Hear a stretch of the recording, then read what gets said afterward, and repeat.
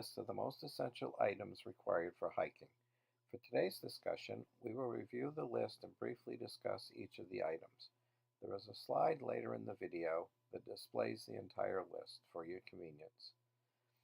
Number 1, footwear. Number 2, map and compass or a GPS. Number 3, water or a purification system. Number 4, food. Number 5, rainwear and extra clothes. Number 6, safety items. The Society website lists a light, a whistle, and something to start a fire with, but there could be other items added to this list. 7, first aid kit. 8, knife or multi-tool. 9, sunscreen and sunglasses. And 10, a pack to carry everything in. And the plus one item that I would strongly recommend is trekking poles.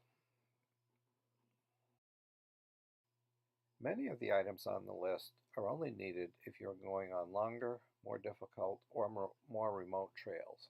For example, if you're just starting out in local parks or on roads near your house, you only need to worry about having a comfortable pair of shoes. They don't even need to be specific hiking shoes, just something comfortable and suitable for the terrain. But as you get into more difficult terrain, footwear becomes much more important. For that reason, I've recorded a separate video dedicated just to footwear issues, different types of shoes and materials and so forth. So refer to that video for more information on this item.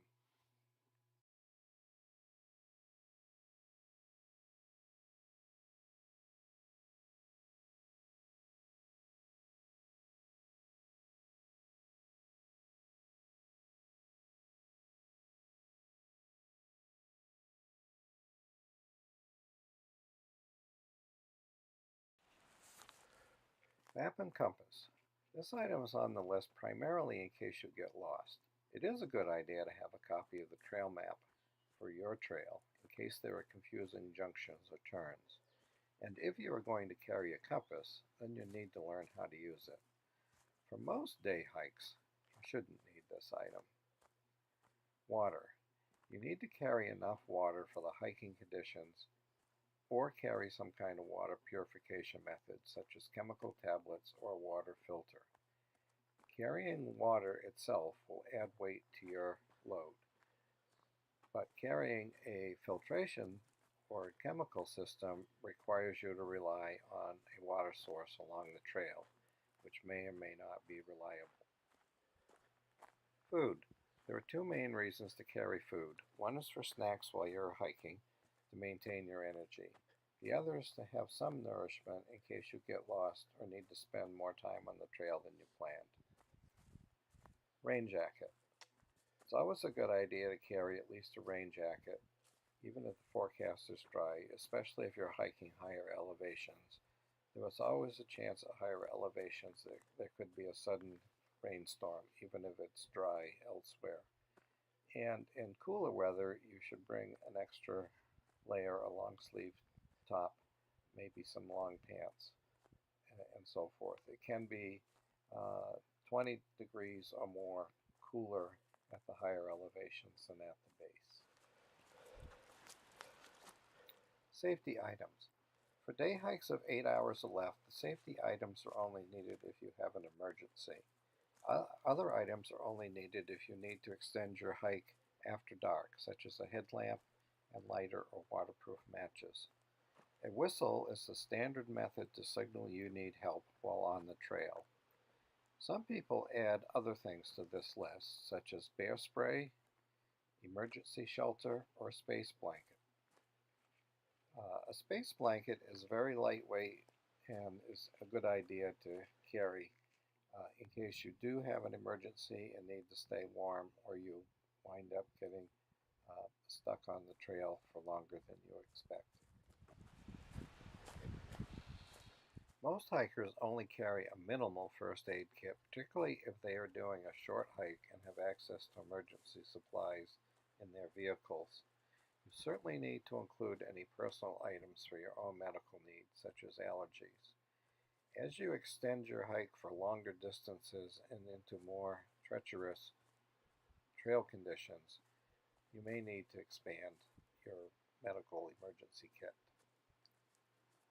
A knife is most essential for camping overnight, otherwise you will only need one in emergency situations. The need for sunscreen or sunglasses depends on the hiking trail and your own sun sensitivity. Many trails are entirely or mostly tree shaded, so I found that many times I don't need this item at all. A pack.